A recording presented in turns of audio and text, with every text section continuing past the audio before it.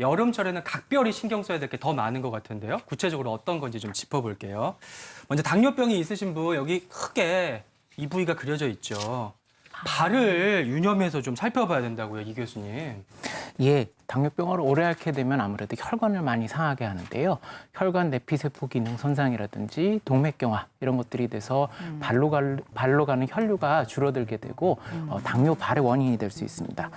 연구에 따라서 다소 다르긴 하지만 당뇨병 환자의 한 5에서 10%가량은 당뇨병 관련해서 발 합병증을 경험하게 될 위험성을 가지고 있다고 알려져 있는데요.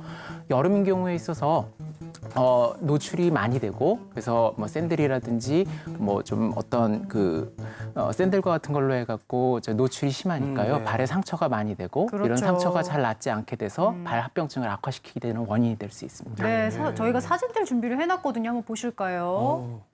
네, 하나씩 보면서 세상에. 말씀드리겠습니다.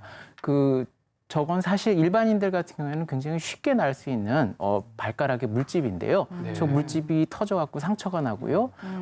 저 상처가 잘 낫지 않아서 아주 깊게 나빠진 거죠. 그리고 두 번째로는 발톱 주위에 염증 같은 것들이 생겼는데 내성 발톱같이 대수롭지 않은 그런 합병증인데도 심하게 도져서 임상경과의 악화를 초래할 수 있고요. 네. 세 번째 같은 경우에 있어서는 혈관이 아예 막혀갖고 발가락이 괴사된 그런 병을 의미합니다. 그리고 나머지 사진 같은 경우에 있어서는 궤양이 생기고 그것이 만성화가 돼서 잘 낫지 않고요. 그래서 발바닥에 심각한 변형이라든지 관절 변형을 일으킨 그런 상황이라고 말씀드릴 수 있습니다. 그러니까요. 발 다치지 않도록 각별히 주의하시고 여름철에도 좀 양말을 챙겨 신으시는 게 도움이 될 것 같은데요. 이런 당뇨 발, 당뇨 족을 각별히 더 주의하실 분들이 있다고 합니다. 어떤 분들이냐면요. 뇌졸중, 협심증 왔던 당뇨병 환자는 특히 더더욱 발을 조심하라고요. 네, 그렇습니다. 일단 뭐 뇌졸중이나 협심증, 심근경색증 같은 심장 질환이 왔던 분들은요.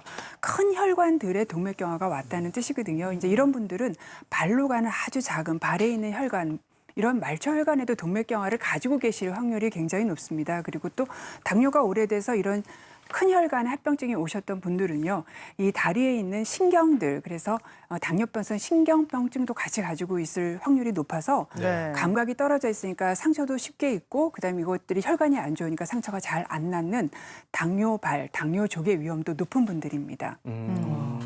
날씨가 더워지니까 무좀이 생길 수도 있고 내 맞아요. 발에 땀이 차갖고 그렇죠. 습기가 찰 수 있는 그런 현상들이 나타날 수 있기 때문에 당뇨병 환자들이 좀 이런 발 관리는 이렇게 해야 된다라는 방법이 있을까요? 네, 이 네, 교수님. 교수님. 예, 아까 잠깐 말씀드렸지만 샌들이나 슬리퍼와 같이 노출이 심한 그런 신발을 신게 되면은요, 아무래도 상처가 좀 심하게 될 수 있고, 그다음에 무좀이라든지 내성 발톱 같은 그런 것들이 이제 상처를 도지게 해서 좀 더 어떤 증상을 악화시킬 수 있으니까요. 무좀이 생기지 않도록 미리미리 좀 잘 치료하고 관리하는 게 좋을 것 같습니다. 그리고 아무래도 습하기 때문에요. 점막이 무르기 쉽게 되고 상처가 많이 생기게 될 가능성이 높아지기 때문에요. 자주 씻고 물기를 잘 닦아서 보송보송하게 유지하는 것이 좋을 것 같고요. 맨발로 걷지 않는 것은 당연할 것이고, 네. 그다음에 발톱을 깎을 때 너무 바짝 깎게 되면 상처가 생길 수 있으니까요. 가능한 조금 일자로 깎아갖고 너무 어떤 바짝 깎아서 상처가 생기지 않도록 하는 것이 좋습니다. 네. 그리고 만성화된 분들은 직접 감각이 떨어져 있기 때문에 어떤 발에 상처나 이런 것들이 났을 때 늦게 알게 되는 경우가 있거든요. 네. 그렇기 때문에 가능한 가급적 본인의 눈으로 꼼꼼하게 관찰하는 것이 중요하다고 말씀드릴 수 있을 것 같습니다. 네, 그리고 아울러서 당뇨병이 있을 경우에 평소에 발 운동을 좀 꾸준히 해주시면은 혈액순환도 돕고 합병증 관리에도 도움이 된다고 하는데 어떤 발 운동이 좋을지 우리 황인선 트레이너께 배워보도록 하겠습니다. 아, 네, 알겠습니다. 예. 저번에는 혼자 제가 하다 보니까 예. 많이 외롭더라고요. 그래서 오늘 특별 게스트 모셨습니다. 바로 김승희 아나운서. 제가 함께 하체가 해주시면 부지런하다는 게 감사하겠습니다. 거기까지 소문이 났거든요. 아, 네. 예, 하체를 한번 단련해 보도록 하겠습니다. 네. 앞으로 네. 보실게요. 예. 앞에서 같이 이쪽에. 배워볼게요. 서주시고. 제가 지금 의자를 준비를 했는데요. 네, 네, 네. 간편하게 운동하실 수 있는 방법입니다. 네, 이렇게 의자를 바라보시고요. 바라보고. 네, 바라보고 그냥 이렇게 손을 얹어주시면 됩니다. 네. 의자 위에. 그 상태에서 오른 다리를 쫙 피시면서 발끝을 쫙 밀어주세요. 아, 이렇게 쭉 피는. 네, 쭉 피고 이쪽 예. 예. 그다음에 다시 또 쫙 뒤꿈치를 피세요. 예, 그런 식으로. 그럼 이제 허벅지랑 그다음에 종아리가 당겨지시는 게 느껴지실 거예요. 종아리가 땡겨지네요. 한 번 더 밀었다가. 당겼다가. 당겼다가. 네, 이거를 5회 반복해 주시면 됩니다. 하나, 네. 둘, 둘, 셋, 넷, 오, 야. 다섯. 네. 네, 이렇게 하면은 여기 후들후들 거리시는데 괜찮으시죠? 네. 자, 반대쪽도 한번 해볼게요. 네, 반대쪽도. 자, 하나, 자, 다시 한번 밀어보고. 네, 땡기고. 당겨보고. 그다음에 둘, 자. 땡기시고 다시 또 셋, 넷. 이게 네. 종아리가 굉장히 많이 탱탱해지고 당기죠. 네. 허벅지도 약간 맞아요. 앞쪽이 다섯. 딱 당기네요. 네. 네, 이런 운동을 하는 이유는 이 당뇨병 환자들이 여기 하체 쪽으로 혈액순환이 안 될 수 있기 때문에 하체 근육 운동을 충분하게 해주셔야 됩니다. 네, 두 번째로는 허벅지 운동입니다. 네. 자, 옆으로 서셔가지고요. 오른손을 이렇게 의자에 놔두시고 자, 왼손은 여기 골반에 올려놓습니다. 네. 네, 그래서 다리를 허벅지를 위로 올려두세요. 아. 이렇게. 네, 올려주시는데 아까 했던 거 발목 방아 운동에서 이것까지 같이 해주시면 당기는 좋거든요. 것까지요? 예, 당기는 것까지 같이 해주시면 좋습니다.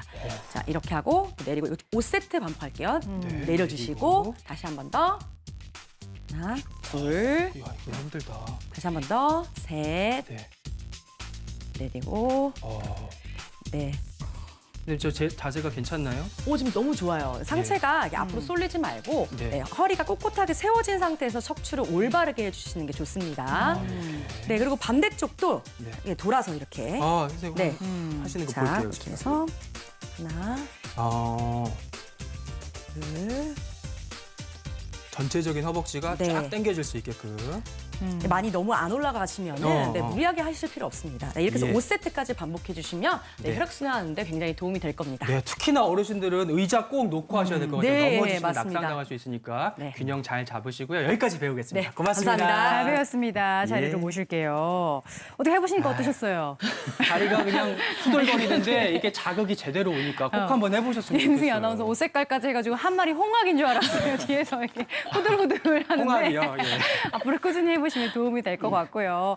당뇨병 환자들이 이제 각별히 살펴봐야 할 부위, 발 살펴봤고요. 이번에는 당뇨병 있으신 분들이 각별히 주의하셔야 될 음식으로 넘어가 보겠습니다. 네. 이거 앞에 정리해봤는데요. 이거 한번 공개합니다. 열어볼까요? 자, 첫 번째. 이게 각종 국수예요. 콩국수, 냉면, 열무국수. 이게 입맛 잡는 데는 효자인데 당뇨병에는 위험식품이라고요. 네, 맞습니다. 지금 보시는 이 세 가지 면들은 사실은 여름이면은 누구나 다 좋아하는 그런 면들인데요. 이런 것들 다 탄수화물이기 때문에 섭취했을 경우에 몸에서 포도당으로 변해서 혈당을 급격하게 올리게 됩니다. 당뇨가 있으신 분들은 보통 식후 혈당, 식후 2시간 혈당을 180 이하로 조절을 하셔야 되는데 이런 것들은 그 혈당 조절하는데 굉장히 안 좋기 때문에 좀 조심하셔야 되고요. 일반적으로 흰색 쌀가루나 밀가루로 만든 것들이 안 좋다. 그래서 나는 현미나 메밀을 먹는다 이렇게 하시는데 제가 표를 하나 준비해 봤는데 메밀도 역시 마찬가지로 가루로 만든 거라서요. 혈당을 올리는 데는 뭐 굉장히 높죠. 지금 저기서 보시는 것 중에 메밀이 사실 가장 높습니다. 그래서 59.6이나 되기 때문에 메밀면이라고 해서 안심하시면 안 되고요. 만약에 면을 드시고 싶다. 그러면 해조류로 만든 곤약면 같은 거를 만약에 선택하신다면 맛이 이건 반 다른데요. 이하거든요. 반 이하라서 네. 좋고 네. 그럼에도 불구하고 여름인데 열무, 냉면 이런 거 꼭 먹으셔야겠다 그러시는 분들은 부재료가 중요합니다. 그래서 보통 연구 결과에 따르면 고기나 이렇게 육류랑 면을 같이 먹었을 경우에는 그냥 면만 먹었을 경우보다 혈당을 올리는 속도가 무척 떨어지거든요. 그래서 고기랑 야채랑 풍성하게 같이 해서 면 드시는 거 추천드립니다. 그리고 국물은 조금만 드세요. 그렇죠. 예. 네. 근데 지금 국수만 끓이면 될까요? 아니면 정말 이외에도 여름철에 그 당뇨병 환자들이 좀 생활 수칙들 관리해야 되는 거 좀 알려주시면 좋을 네. 것 같은데요. 네, 박 박 교수님. 교수님. 가장 중요한 거는 삼시세끼를 제 시간에 정량 드시는 게 가장 중요해요. 워낙 췌장이 알아서 혈당 조절을 잘 해줘야 되는데 췌장이 못하니까 환자분이 하시고 또 약이 제때 들어가야 되는 게 또 중요합니다. 그다음에 두 번째는 시 교수님이 얘기하신 것처럼 아무래도 당뇨라는 병이 탄수화물을 잘 처리를 못하는 병이기 때문에 탄수화물을 전체적으로 줄이고 특히 그중에서도 단 음식 아유. 줄이는 게 중요하고요. 네. 반대로 채소는 충분히 섭취하시는 게 좋습니다. 그다음에 맵기 잊지 마시고 살코기, 생선, 두부 같은 단백질 섭취를 하시는 게 좋고요. 또 간식으로는 우유나 아니면 요구르트 같은 유제품을 드시는 게 좋습니다. 네.